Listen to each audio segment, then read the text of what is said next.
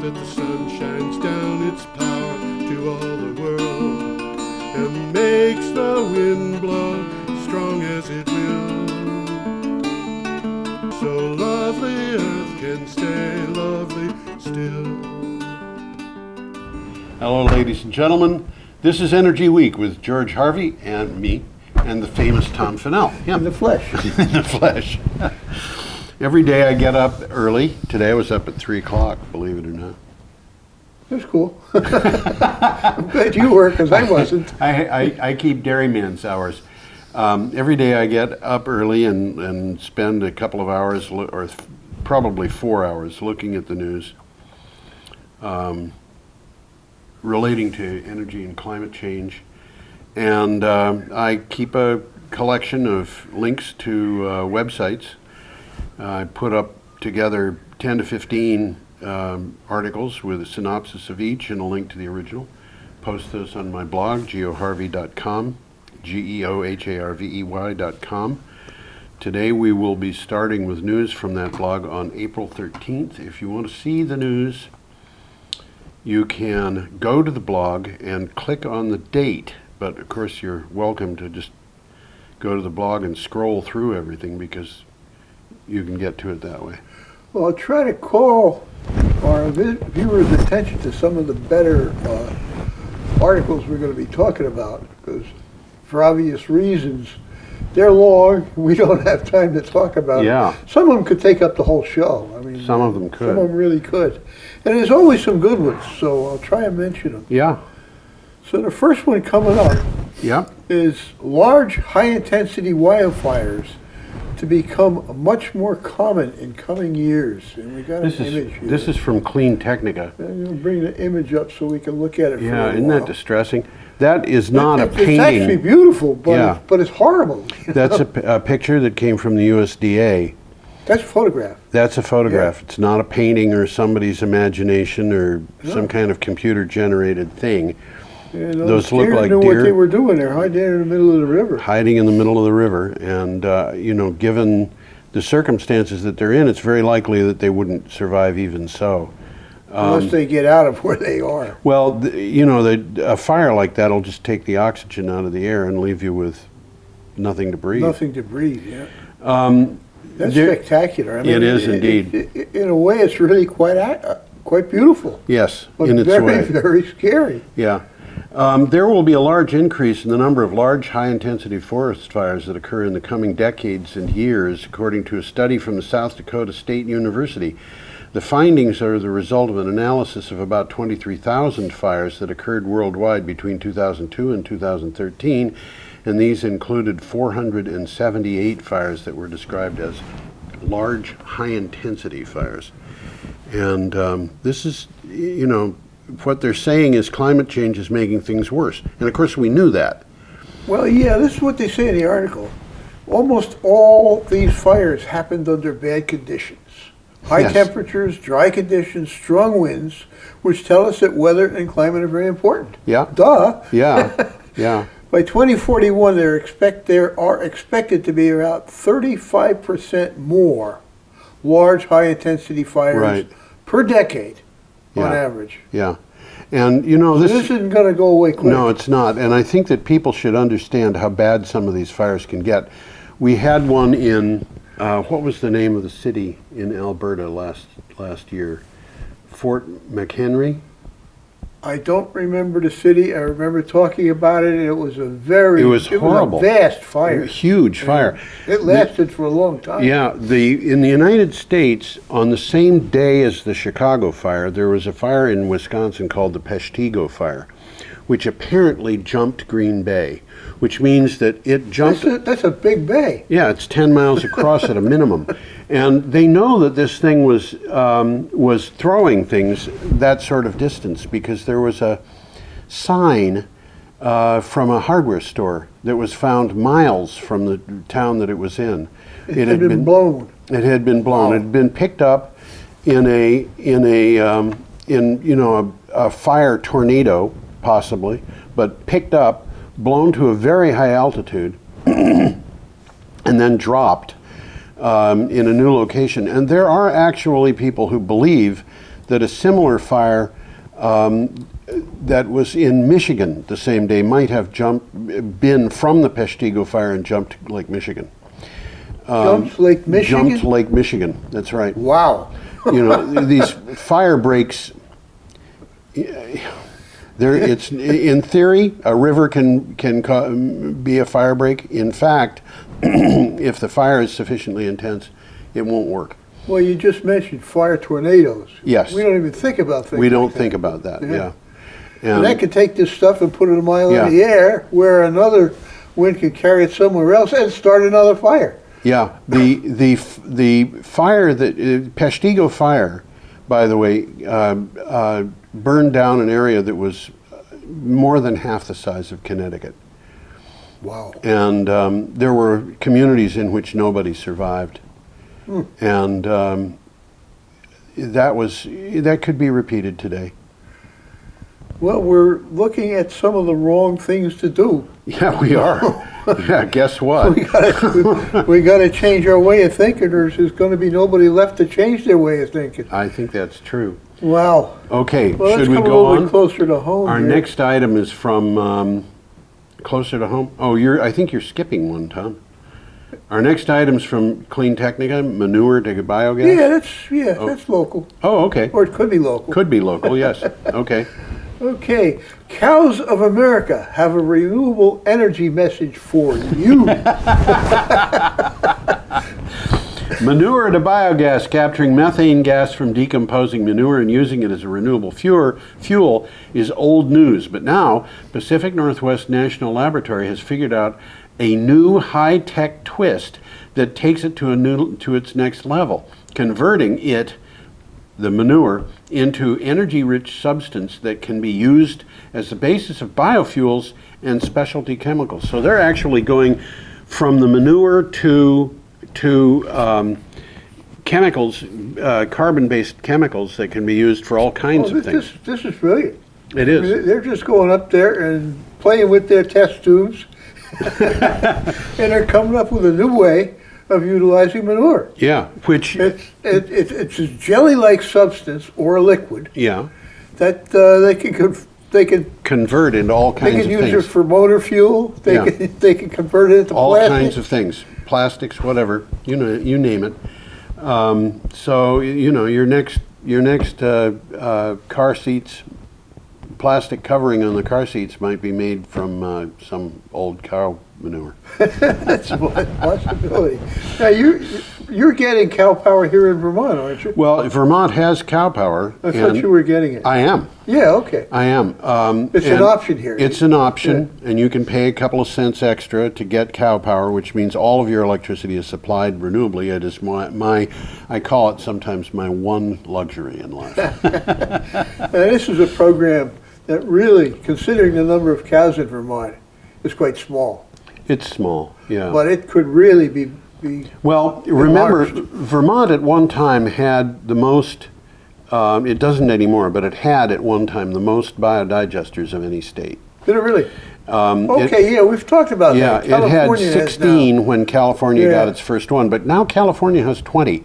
We have new ones coming online. 16? 16. That's nothing. Yeah, that's right. And the fact of the matter is that, I keep looking for numbers of the number of biodigesters in China, and I keep finding numbers that are in the neighborhood of 1 million or 5 million or something like that, because the Chinese very often have biodigesters at their homes and use the biodigesters to produce gas that they use for cooking. That they use themselves. For cooking. Yeah.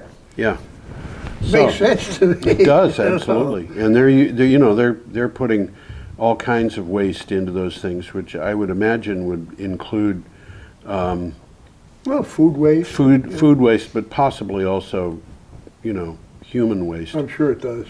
Yeah. The Chinese have long been very creative about using human waste. Okay, we're up to an item from Utility Dive. Well, we'll stay in the area here. That's right. As New York rejects gas pipeline, developer raises reliability concerns. Ah, boy, they'll tell you everything's going to go wrong if you don't play their game. New York State's Department of Environmental Conservation rejected National Fuel Gas proposal for the Northern Access Pipeline, a pipeline that would have moved gas from the Marcellus Shale to markets in western New York, the Midwest, and Canada. The denial of water quality certification drew stern response from National Fuel. And National Fuel is the builder of the pipeline, yeah.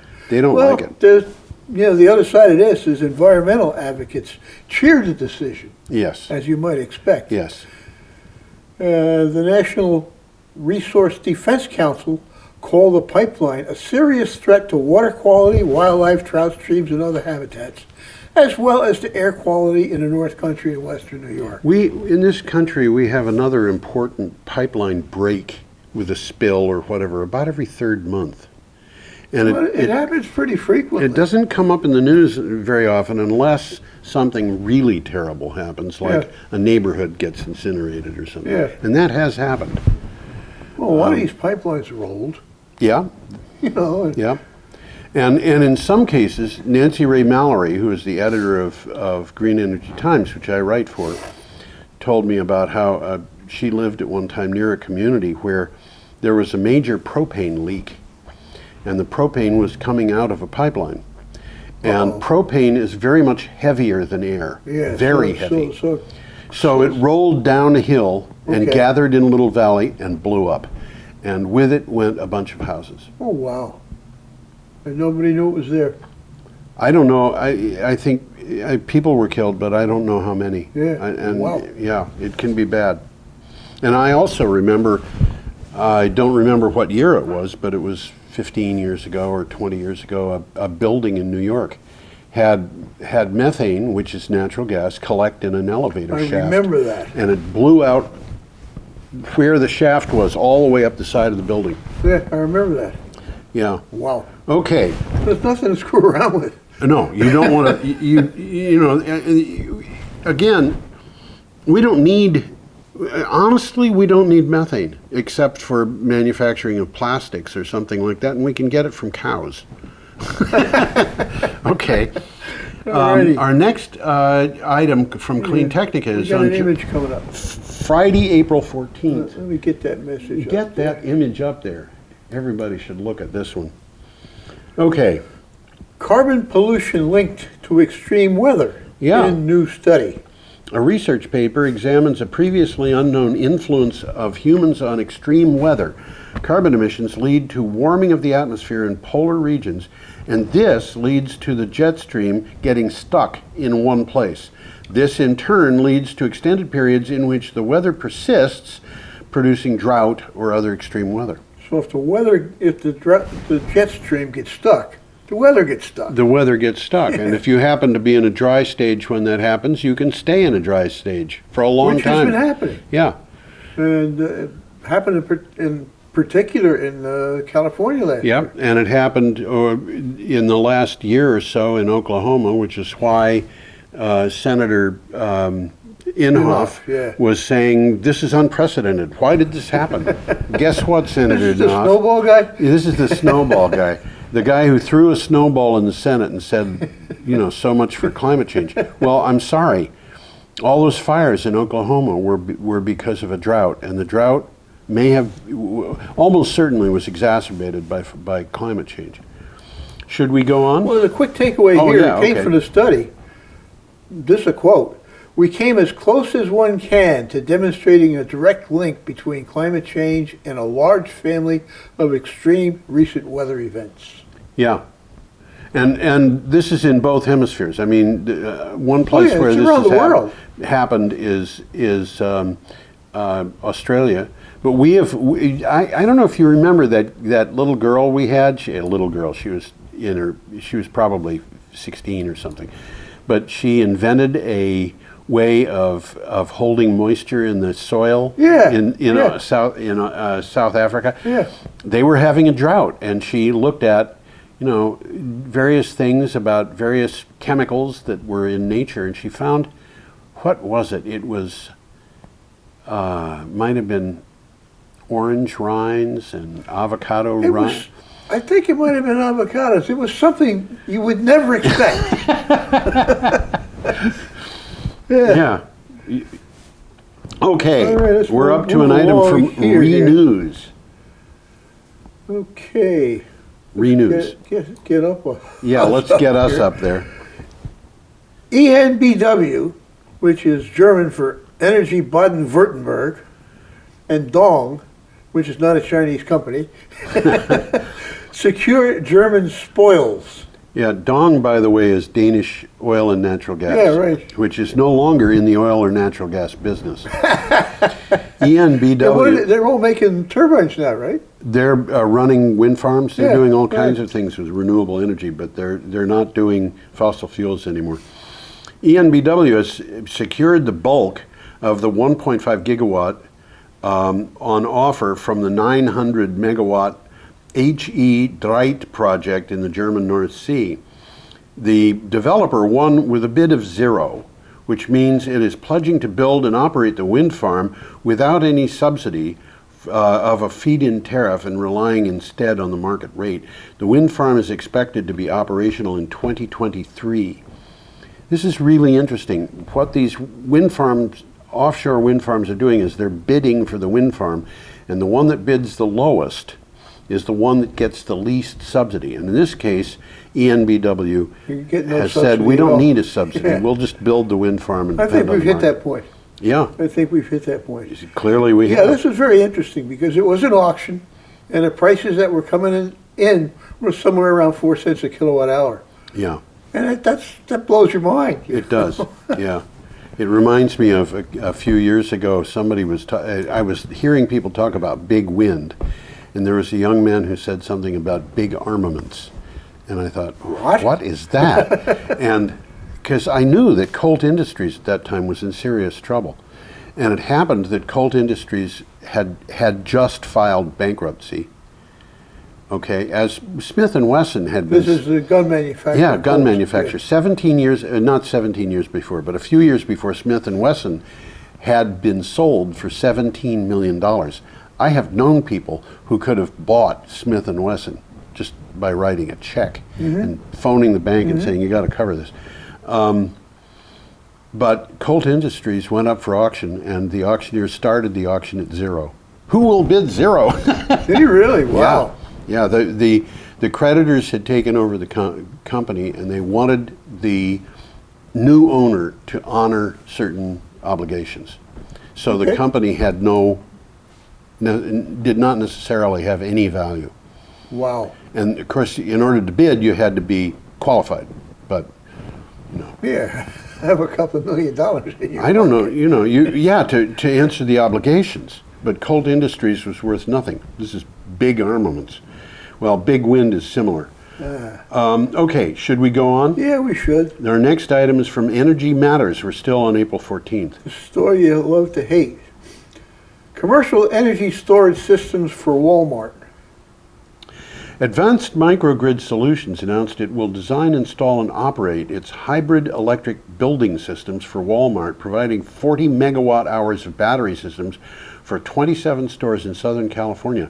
AMS says these will improve energy efficiency, guarantee the retailer electric savings, and provide grid services to local utilities.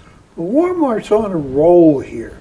Yeah, They've set a goal of powering 50% of its operations with renewables by 2025. yeah. That's a very ambitious Well, goal. you know, it's funny because these goals sound ambitious, but Yeah. sometimes it turns out they're not. I saw one this morning. We'll talk about it next week.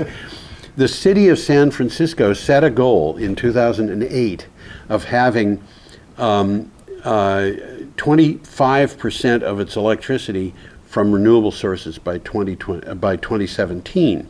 That's now. That's now. Well, you know, it takes time to get all the information compiled, so they still had data coming in from 2015, and they announced that in 2015 They were there. They were not only there, they were past it. This article has it.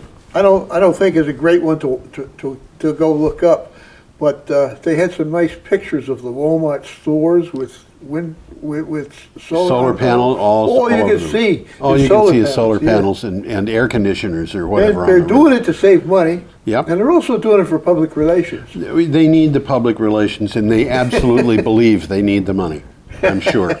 Okay, so our next item is from April 15th, and Yeah, this we one got is an image here. this one this is a good article. This is a good one. It's basically images, and this is from The Verve, and it has a bunch of images like this that were all done by Hannah Rothstein, based on, it looks to me like it's based on artwork by Ranger Doug. Well, he was the guy that collected all of these. Oh, he These are collected. original artwork done by the Works Progress Administration. Oh, okay. Back in the 30s. In as the a kind 30s, of a, okay, now you've got it. Okay, yeah, you know, good. and these are real. The ones on the left were the real posters. Yep. And the ones on the right are what this lady whose name you just mentioned has done Yeah. to kind of bring this to your attention. Well, there's about 7 of these. Exactly. And they're worth they're worth looking they at. are. They're worth blowing up so you can read the print. Yeah. Have you got a title on this? Welcome to the post-apocalyptic I can't even say it. Welcome to the post-apocalyptic national parks. The national parks in the U.S. are already seeing the effects of climate change. Glaciers are melting. I'm sorry, glaciers were melting when I was in 7th grade. This is an ongoing problem. They're melting much faster Melting now. faster. White bark pines are under attack by pests, and wildfires are eating away at acres of land across the U.S. What will happen to our treasured parks by 2050 if we don't address climate change? One of the things going to happen is they're going to have to change the name of Glacier Park. They're also going to have to change the name of the Everglades because it won't be a swamp anymore. It'll be Be all housing. no, it'll be a part of the ocean. That's what this particular yeah. picture is Oh, all yeah. about. Yeah. Well, this is fun. So visit the link. You know, you can take a look at You these can take a things look and at you them. can see all. There's 7 Yeah. of them, and they're good. They are good. Okay. Our next item is from the Recorder, which of course is the paper in Greenfield, Massachusetts, as Yeah, everybody we're in coming a little Brattleboro knows. Closer to home. Push begins for 100% renewable energy in Massachusetts. Responding to what they see as an all-out assault on our environment by the Trump administration, a coalition of green energy advocates launched an effort calling for Massachusetts communities to commit to 100% renewable energy while pressing the legislation to get all its energy from sources like wind and solar. There's a little summary here from Yeah. the article. Yeah. Action at the local level is what is going to solve the climate change crisis and provide a model for the state and national level and even the international level. You know, I was thinking about this morning because the Australian Prime Minister, whose name is Turnbull, decided that they should have huge pumped storage batteries to back up their grid, and he wanted to use. He's right. He wanted. I think it's true, but it happens that as I was thinking about this, I realized it's not just fossil fuels versus renewables. It's also big business versus small business and distributed power. Well, absolutely. Solar panels on people's The model that rooftops. we've been following requires big investors, Right. and that's what we have favored. We have a system that was put together in the 20th century, early 20th century is when it started being put together. Oh yeah, And Tesla and Edison. Yep, and they wanted to have big generating plants. Yep. And they needed to have big plants for efficiency of scale. Yep. And they needed to have those plants next to waterways that could carry barges of fuel, or railroads that could carry cars full of fuel, because they just burned huge amounts of coal. Or plenty of water for hydro. They needed big facilities. Everything was big, Everything was big. If you had something that was just a couple of megawatts, nobody was interested. And all these dams in Vermont and New Hampshire that were put in to provide flood control. Mm-hmm. The rivers were dammed, but they never bothered putting. They're ripe. They never bothered putting generating facilities. Which would have into been them. so simple at the time. It would have we been built so it. simple. And the generating facilities, if they had put in generating facilities at every dam that went into Vermont, it would have generated almost as much power As Vermont uses. as Vermont used to buy from Vermont Yankee. Yeah. Okay. And they'd be all over the place. But, we've got big businesses, and they're stuck in the big business paradigm, and they have the big business mentality that says big plants, big consumption, big distribution, big this, big that, big everything. Well, little by little, these flood control dams are being converted. Yeah, they By are. private enterprise, but small private enterprise. Yeah. The Townsend Dam, I Townsend think, Dam. opened up in October. Yes, yes. So they're making some progress. There were 2 dams that were done by the same people at the same time. Ball Mountain and Townsend are locked together. They Right. sort of make sense to do both of them at Yeah, once. that same One feeds company the other. bought 1 or 2 dams, I forget what it was, from a defunct paper company in Maine. Okay. The company went broke, and the people who took it over sold these dams to this. Well, and that's small. another opportunity. These dams were built 100, 150 years ago Right. for mills. Yeah. They don't need the mills anymore. Yep. The dams are still there. Yep. The water's still there. Yep. And people are starting to develop them. Yeah. And What's and, the town by Bennington? Just south of Bennington. Pownell? Yeah, Pownell. Okay. Yeah, I mean, there's solar going in. We've talked about Yes. that. But the local entrepreneur has bought up several Yep. mills in Pownell. And you know, there's another thing about dams. Tad Montgomery is working on a pond in Massachusetts that's a mill dam, an old mill dam. Okay. And he said the question was to the owner, should they take the dam down or should they fix it? Mm-hmm. And fixing a dam can be a very It can be expensive expensive. proposition. But it turned out that taking the dam down would be more be expensive. And part of the problem was that it had 150 years of silt behind it, which had all kinds of junk in it, including pesticides, including toxic chemicals, including all sorts of stuff. And that, if you weren't careful, was simply going to wash down the Connecticut River, polluting the whole thing all the way to the Long I Island mean, if Sound. you did nothing. If you just took the dam down and didn't Yeah. capture all that silt. Capturing that silt is expensive. So they're going to fix the dam. Good for them. Yeah. Okay, our next item is from the Huffington Post. Democrats are preparing a bill to completely wean the U.S. off fossil fuels I wonder how far by this will get. 2050. I wonder how far it'll get. Senator Jeff. Well, you know, these things take time. Yeah, they do. This one will fail, another one will come Yes. up. And Yep. Go for it. Senator Jeff Merkley, who is a Democrat from Oregon, plans to introduce legislation outlining how the United States can completely wean itself off fossil fuels by 2050, his office said.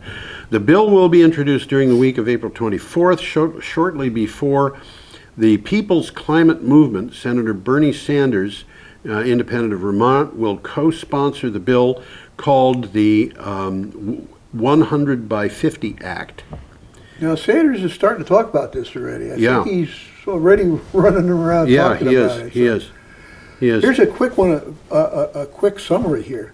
The legislation calls for half of all electricity in the U.S. to be generated by renewable sources by 2030. Yeah. Now, I think that's doable. Well, I mean, San Francisco did it by accident, getting to a quarter of their power in 7, 8, 9 years. So it offers a vision of the future that competes with Trump's plans for vigorous coal, oil, and gas extraction and pipelines crisscrossing the continent. I wonder how long those plans are going to That's last. not going to last. I The don't think strategy so. is twofold: encouraging the electrification of vehicles, home heating, and other combustion-powered aspects of daily life on the one hand, and converting the power grid to zero-emissions energy sources on the other.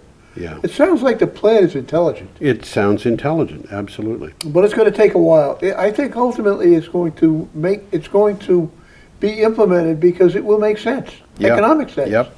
Okay, we are up to April 16th, Well, we have a and nice we picture here. have a nice picture.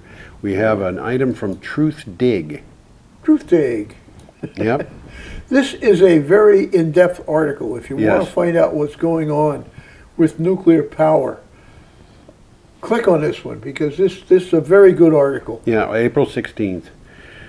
Nuclear power giants limp towards extinction. The nuclear industry is heading into a financial black hole that threatens any future expansion.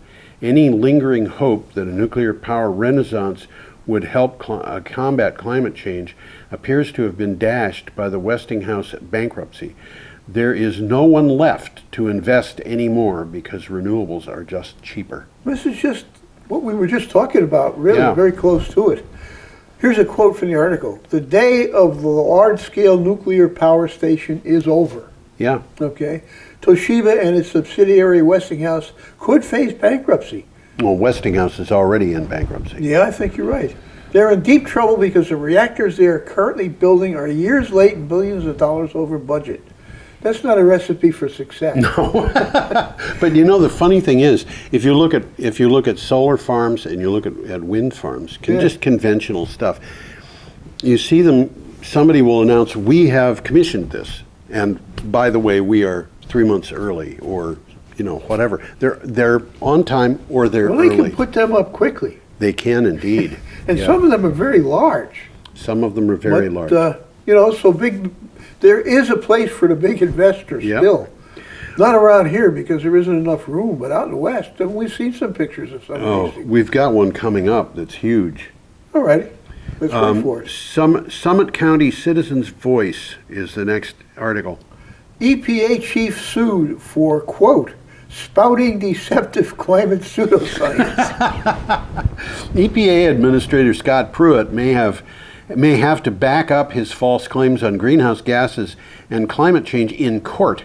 A lawsuit filed by the watchdog group Public Employees for Environmental Responsibility wants him to produce studies backing up his statements questioning the role of CO2 in climate change. Well, if you should look up that article, you'll see a nice map of, it's really graphs. And it's a classic hockey stick graph. Yep. They're straight for years and years and years. Yep. There There you go. I guess I should get myself up there or something. Yeah, you should do that as long as you're talking. Why don't you show you? Well, let me finish while Yeah, I got my, do it. where am I? Okay. Hockey stick graphs. Yeah, it's the classic hockey stick graph that, it's flat for years and years and all of a sudden, All of a sudden, up. Yep, Boom. Absolutely. Okay, the lawsuit also seeks to determine whether EPA possesses a single study. They want that just supports one. Just one. They that want one supports study. Pruitt. Yes. The lawsuit tells Pruitt to put up or shut up, produces evidence, or stop spouting deceptive climate pseudoscience. Yeah. Well, this is what happens when you believe Breitbart News. Yeah, You know, yes. you get pseudoscience. Our next Who's item up is there from now? First Yeah, really. Post, and we are still on April 16th. Yeah, we are. Last one. DC solar products are lighting up rural India. India will add nearly 600 million new electric customers by 2040, according to the International Energy Agency. Taking the increasing population into account, along with a high policy priority to make power accessible across India, renewable forms of energy offer the best solution. DC solar products are seeing good traction in rural India, and I think DC here means direct current, not District of Columbia. Yeah, well, this is very interesting. It is because indeed very the way interesting. our grid has grown, it went AC-wise Yep. because it's the only way to transmit power over distances economically. It was. It was, used to yeah. be. Yeah. At that time. At that time, yeah. By a long shot. Too. Yes. And so everything was running on AC, but some of the devices that we've been using inherently work on DC. Yeah, like radios. Computers, radios. Computers. Internally, a lot of things run on DC. And so we've got this step up into AC and then step down into DC, which is inefficient. Yeah, And in India, where they don't have this infrastructure, they're going direct to DC in rural areas. Yeah, and right. it makes sense. it does. And by the way, this in a similar way, this is actually happening in America in large industrial products. They're building office buildings with dual power. Interesting. DC, specific DC for the computers, and the computers are bought and designed to take advantage of this. Wow. So the things are See, changing. this reminds me of when I was a kid outside of Chicago. The area inside the loop was all DC power. Yeah, it was. Yeah, I There's don't know parts what of it- New York City that were DC when I was a kid. Yeah. It's people had to have special appliances in those Oh areas. yeah, it was inconvenient, but Inconvenient to say the least. Okay, we're up to April 17th, and we have an article from the Denver Post. Yeah, we got a picture here, too. We have a pretty picture. Let's get that picture Let's up. get that picture up. Okay. Alrighty. Monday, April 17th. That's right. Monday already. Monday. The National Renewable Energy Laboratory is a driver of cutting-edge research and industry. Thanks in part to a federally funded lab that does cutting-edge energy research, America is closer to energy independence than we've been ever been in modern times. So it's a shock that the president's proposed budget has the lab on the chopping block. He wants to That's craziness. He wants to get rid of NREL, which is, you know. I'm going to put the picture back up. Yeah, let's do that. This is their trial farm for wind turbines. For wind turbines, and those wind turbines you see in the foreground there that have the somewhat bent blades, two of them. They're small. They're small. They are the kinds of things that people put in at their homes. Yeah, for small and farm. It's interesting, you know. Pica Research, I think, is the name of the company. It's Pica, at any rate. It might be Pica Engineering in Maine. Designs a turbine that looks like that. In fact, that might be a Pica turbine. And these are little turbines. They're 1.5 kilowatts, and they're designed just to be there and provide power for a person's home, person who's off grid. And when they got tested, they were tested by the EPA, and the first test of that turbine for sound failed. That is to say, not that the turbine failed the test, but that the test failed to read the turbine.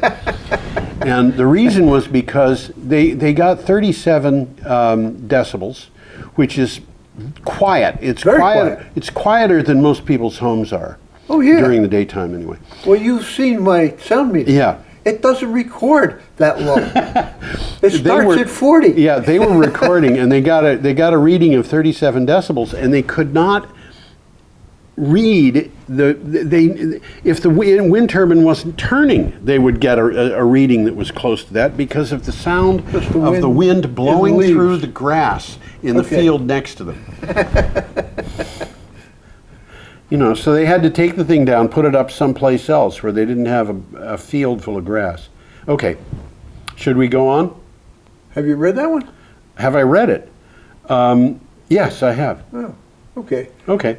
I got a couple of quick ones taken away from this. Okay. The NREL, some of the things that NREL is doing. Yeah. Okay. They were responsible for the first production feasible hybrid cars. Interesting. Okay, they've come up with solar panels that soak up more than 40% of the sun's power. Yeah. Versus the 5 or 10% that existed before that. Before their work, because before their work, what we're getting in commercially today is close to 20%. Well, they got some. They got them now that'll do 40. Yeah. And one of the things that they're doing is they're looking at different colors of the spectrum. Yes. You know, and they're in fact, we're getting to a point where there are inventors who are inventing solar panels that selectively take power from parts of the spectrum that we cannot see. That's brilliant. So they can coat glass with this stuff, and the glass is clear. Yeah, yeah. So you can use it in your windows. Okay. They've been working with wind, composite materials and blades, spacing between the towers, noise. All kinds of stuff. And they're studying the flight of owls. We've talked about that one. Yeah. We have... And phones. This is a question. Where would we be today if cell phone research in the 90s had been cut off? Yeah. Yeah, well, Donald Trump wants to make America great again. He wants to make it like it was in the 1940s, I was going to say, you know, with coal-powered steam engines and, you know, stuff like that. We have to move on. We don't have much time left, and we've still got about a bunch of things. Our next item is from Science News. Bird population faces crisis in the Vermont forest. The insect eater species are losing a foothold. Vermont is famous for its natural and mesmerizing landscape that includes a big forest. Unfortunately, a recent report has revealed a decrease in the bird population there. ABC News reported a sharp decrease of 14.2% in the bird population over the last 25 years. Climate change, invasive species, and acid rain are among the causes. And I would like to say, by the way, I looked at this article carefully. Among the things listed, you will not find wind turbines. No, I wouldn't guess. I heard this article on Vermont Public Radio. Right. Somebody talked about it, and it shocked me. The blue jays are an endangered species. Blue jays are Blue an jays, endangered yeah, species. wow. Yeah. Not that I love blue jays, but they're such a part of Yeah. When I was a sometimes. kid, Tom, I could step out the door of the house that we lived in Winchester, New Hampshire, and I would see phone lines stretching from pole to pole, and on those lines, about every 6 inches, you'd see another swallow. Wow, yeah. And it would just okay. be pole Yeah, to pole to yeah, pole. yeah. And the reason was because we had lots of mosquitoes. Well, we don't have lots of mosquitoes anymore. Maybe that's a good thing. Of course, we And the have deer swallow's ticks. one of the ones that's disappearing. Yeah, we have deer ticks, which is giving us Lyme disease. Would you rather have mosquitoes or would you rather have Lyme disease? I think I'd rather have mosquitoes. I'd rather have the swallows too. Yeah. They're when my kids were little, which was 25 years ago, those same lines would hold maybe a quarter of the number of swallows that they did when I was little. So this has been going on for a long time. Okay, ettelecom.com is our next item. Industry turns 90,000 cell phone sites diesel free. Wow. And this is from India. India mobile infrastructure and telecom tower companies are aiming to further cut their carbon footprint by reducing dependency on fossil fuel as part of a Go Green initiative. The sector has already deployed 90,000 diesel-free mobile sites, according to a lobby group, Towers and Infrastructure Providers Association. Well, the backstory here is that cell phones require power to distribute the signal Yeah. from these towers. You Yeah. don't even think about them. Yeah. And these things had been all run by diesel, Yeah. or mostly run. Yeah. And now they're turning around and saying, why not go renewable? And when the power system goes in for these things, very often it's sold. Excess power is sold to the Yep. local community, which means the local community, in many cases, gets its first electric power because Because of cell phones. of cell phones. Absolutely. Okay, Absolutely. we got to move. We're up to Tuesday, Well, April Tuesday, well, we're 18th, getting there. We're and getting there. the monitor has flickered. So 17 minutes. We got 17 minutes left. yeah. Oh, there you go. Now we've got our monitor back. We've got a I don't know what happened to that. I had bad- nothing to do with it. Bad folks. cable. I'm sure it's a bad cable. Okay. This is- Go ahead. Renewable energy in Germany sets records in March, and there's a photograph. This is here, so from let's get from that Clean photograph up. Technica. The next photograph is not from this. Renewable What's the energy has hit a new record in Germany. It made up just over 41% of Germany's power supply last month. That's the power for the month. This is not instantaneous high. The most ever at around 19.5 terawatt hours. It's a good thing, too, because nuclear power production may have fallen to its lowest monthly level since the 1970s, even though no nuclear plant has been shut off since 2015. Well, wind power was, as you just said, peaked. It was strong. Yep, Biomass was strong. yep, Hydropower was 50% stronger than in recent months. yep. Nuclear power production hit its lowest level since the mid-1970s. Uh-huh. But it's because of economics. It's because of economics. Okay, our next item is from the Washington Examiner. Perry orders grid plan to boost coal and nuclear power. Got a picture on this, Tom. Energy Secretary Rick Perry ordered the DOE to conduct a study of renewable energy in the U.S. grid. His Monday morning memo said that the review would assess whether federal environmental policies have hurt the power grid's ability to supply baseload power, which depends on fossil fuels, over the last few years. And this item that you see here accompanied. Yeah, what is picture, that? It looks like a refinery. It's a refinery. It reminds me of chemical factories where I used to work, where, I actually listed the numbers of valves and switches I had to deal with And I had to know the location and use of 1,700 switches and 3,400 valves. You know, That's why they paid you the big bucks. that's why they paid me 20% above minimum wage. Anyway, I actually read this memo in depth, and it assumes that we are in desperate need of a power grid that is powered by fuel. Well, that's what this is all about. Yeah. Perry is taking steps, this is right from the article, to make sure that struggling coal and nuclear plants don't close prematurely. Prematurely. Yeah, they should have closed long ago. Okay, can we move on here? I think we can. We have well, no, actually, do you have more to say about that one? We've got 4 items left. Well, let's see. The experts, this again is a quote from Perry. The experts have highlighted the diminishing diversity of our nation's electric generation mix.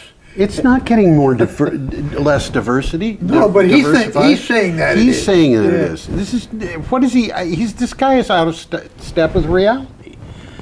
Well, I think he's talking out of politics, not out of economics. I wrote an article about this that went up at Clean Technica. It was posted yesterday, and it is called "Perry's Memo is a Minefield."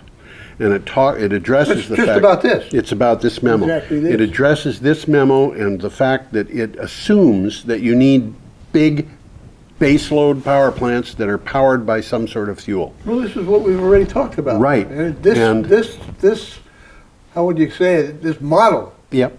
is over. It's over. It's gone. What he's saying is we need to The times they are changing. We need to stick to the obsolete technologies of the past because that's the only way the companies that are running them are going to be able to make money. This That's is a good way of putting it. This is like saying Remington Rand was damaged when the manual typewriter fell apart. We should have saved Remington Rand. We should have saved K&E, for slide rule business. I love slide rules. Yeah. But I don't want to use one as my primary way. Or how about a mechanical adding machine? No, thank you. Okay, our next item is from Bloomberg Quint. Yes. First battery natural gas power plant unveiled in California. This It's tells a dual. Yeah, this told me Interesting something. article. Really. Southern California Edison, General Electric Company, and Wellhead Power Solutions partnered to install a 10 megawatt lithium-ion batteries at 2 of the utilities gas generators. During periods of peak demand, the batteries can provide instant power while the turbines ramp up. They are expected to reduce emissions by at least 60%. That's a little bit significant, isn't it? Whoa! Well, we're going to see more of this because I think we were talking about it last week. You can buy these things now installed in modules in shipping containers. Yeah. They wheel them right to your front door. Right. And Yeah. they're plugged in a couple of days. Right. And they're self-contained. 60% reduction in emissions means that they're probably having close to a 60% reduction in fuel use. And it makes it That makes sense. It makes it clear Something's that happening. these peaking plants that they've got are extremely inefficient. They're just appallingly inefficient. Oh well. So that was April 18th. Well, they're talking about peaking power. And peaking power, nobody cares how efficient they are. They're so expensive. Yeah. So what? Peaking power plants. We need the power, we'll pay whatever it takes. Yeah. Okay. We're up to Wednesday, April 19th, Wednesday. and we have an article from Clean Technica. $19.8 billion private equity investment in U.S. shale oil ventures in the first quarter of 2017. This is one that I can't figure out. Somebody knows something. Yeah, somebody knows something, which I think is how to con people. You might be right. Despite the hit that many investors in the shale oil industry have taken in recent years because producers going bust, about $19.8 billion was invested in the sector by private equity funds during the first quarter of 2017. The financial data provider Preqin says this is roughly a threefold increase year on year in private investment, and I just realized what this is. It's because Donald Trump was elected president. Okay. I would bet that's what it's all about. These people who are It makes investing. more sense than anything I could come up Whoa, with. and if he can't deliver on this, well, then these investors are going to go belly up. Well, this is risky business. It's risky business. That's what investors do. That's right. Certain kind of investor. You know what's a whole lot easier is just being honest and playing poker. Yeah. You know, really. I mean, that's what they're doing. Okay. Well, some of these guys are always looking for an inside deal, Yes. and they think they got one. Yes. Okay. Our next item comes good from picture Kentucky, here, yeah. the Paducah Sun. Paducah, Kentucky. Paducah. Anybody who's interested in saving the ridgelines should take a look at this picture. Whoa. Well, this is, I've seen these up close. This is mountaintop removal, and it's mountaintop destruction. Oh yeah, they just removed the mountaintops. Okay. What to do with a former coal mine? Make it a solar farm. Yeah. Well, it sort of makes sense. Yeah, it does. A former strip mine could be converted into a solar farm under a proposal to use it for hundreds of thousands of panels. The Berkeley Energy Group, EDF, Renewable Energy, and a former Democratic state auditor, Adam Edelin, said they are looking at 2 mountaintop removal sites in the heart of Kentucky's coal country. And These are going to be big solar sites. yeah, I mean, you can't tell by that picture how big that really is. well, it is hard to tell. It's hard to tell. But that, you know, I mean, you can see that those things that look like, those roads carried big trucks. And by big For trucks, sure. I mean, they may They're have been about 40-ton the size trucks. of a two-story house. Yeah, they might have been 100-ton trucks. They might have been 200-ton trucks. I don't know. But this is, a mountaintop got removed in order to get the coal, and now there's really nothing there. The company that removed the mountaintop probably got an environmental pass on the thing because there wasn't enough soil on it to worry about restoring it. So they're not going to restore it. They just have an environmental mess there where nothing can live. And of course, it doesn't show it here, but the rubble from the top of that mountain, the rocks that were above the river down below. Yeah, it went into the river down below, and there's several thousand miles of streams that have been completely plugged by large boulders. And now what they want to The do water will is, go around them. yeah, it'll go around washing dust down into the streams and killing fish for the next 3,000 years. Well, I don't know 3,000 years, honestly, but it'll be centuries. I think it's a good idea, though. It's better to at least generate electricity from solar than to leave these things just to sit there and get washed down the mountain further by rain. Absolutely, absolutely. And of course, the people in Pownell who were complaining about the idea that solar panels would pollute the groundwater discovered that you don't need solar panels to pollute the groundwater. And as a matter of fact, the groundwater in this particular place doesn't even exist because there's no ground to have water in. Okay. A good takeaway here, though, we can build solar on the foundation of coal. We can build, and we can use coal mines for pumped storage. And we can, and Yeah. we are. Yeah. And just a little takeaway here, Kentucky still gets more than 80% of its electricity from coal. Yes. Yep. Which makes sense to me. Yeah, well, they Politics, got, they had, coal employed a lot of people. And they were good paying jobs. They were when they existed, which was, I was talking to a person who does coal union organizing in Nevada, and I was told that there's a Peabody Energy, as a matter of fact, has emerged from bankruptcy and is looking at keeping the mining, the coal plant at the. We done lost. Yeah, There we go. We're back again. Okay, maybe you should click off that so I think people I'll can put see us our up there. charming faces. I was told that Peabody wanted to keep the Navajo coal station going. It's a huge power plant. It's bigger than. It's a coal station and a power plant in one, and with Yeah. a railroad running in between, Yeah, going but nowhere else. Peabody said that they could guarantee the coal at a fixed price for the next 10 years or something. Uh-huh. And this union organizer said there's only one way they can do that, and that is to fire everybody who works in the coal mine and either get the coal from someplace else or use what was called a shearing machine to Yeah. get the coal. And what I was told was that you can replace 200 miners with 2 people working a shearing machine. Probably. So, you know, I mean, I know what you're talking about. It's a great big long machine yeah, that they put up against the wall of Yep. coal, and it just goes through like it shears the wall of coal. yeah. And in one pass, it probably puts as much coal out as a traditional coal miner, as a bunch of traditional Yep. coal miners would have done all day long. Yeah, absolutely. Okay, we are up to our last article. The last This is item. still on Wednesday, April 19th. The previous 2 articles were both from Wednesday, April 19th as well. This is from Live Mint. Exxon and Shell joined Ivanka Trump to defend the Paris Climate Pact. This is a And weird... it's more than just Exxon and Shell. It's surprising. Yeah. Energy companies are getting behind this. Yes. A pro-Paris bloc within the administration recruited energy companies for support ahead of a high-level White House meeting, which apparently took place on Tuesday. According to 2 people familiar with the effort who asked not to be identified, although I'll betcha that they're Ivanka Trump and her husband. I wouldn't be surprised. I was thinking the same thing. Yeah, it might not be. It might not be. But I was thinking the same thing. ExxonMobil and Royal Dutch Shell are among those endorsing the pact. So are Trump's daughter Ivanka and her husband, whose name is Jared Kushner. Something like Kushner. that, yeah, Kushner. Yeah, I think it's Kushner.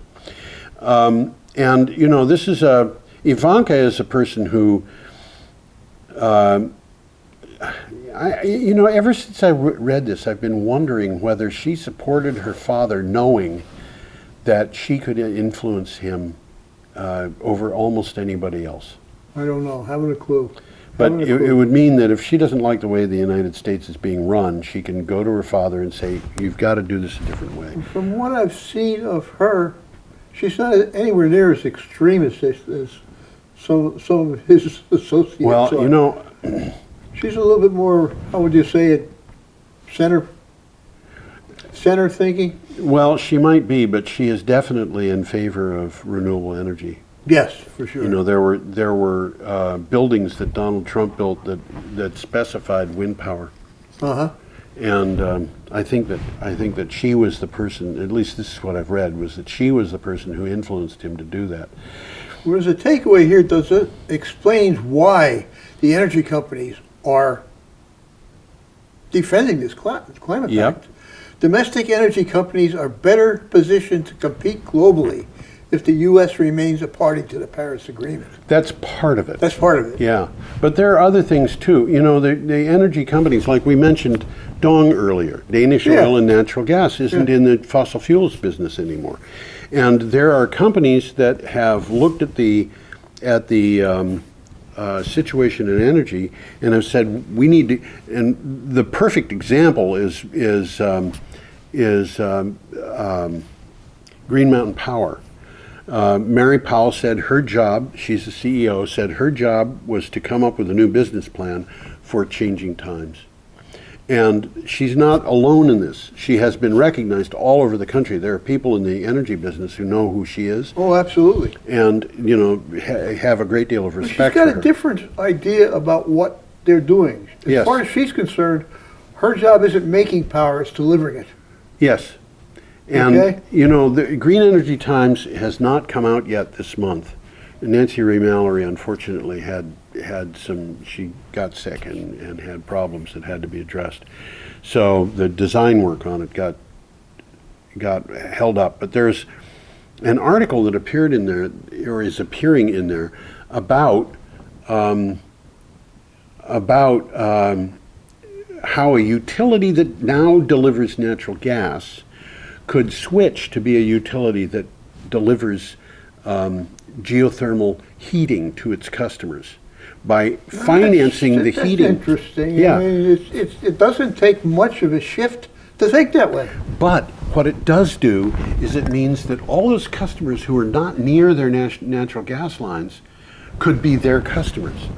Customers they have never had before, So this opens up a lot more It business. opens up a huge amount of business to them. Yeah. And it means that local businesses could profit too, because they would be hiring local contractors to put in the geothermal systems. And a geothermal system is a wonderful way to get heat, because It's kind of free heat. yeah, it's coming right out of Kind the ground. of. Listen, it's time to go. Pretty close to Yeah. it. We got about 38 seconds. And we started 38 seconds early. So we will say goodbye. I think we will. Yeah. Goodbye. Goodbye.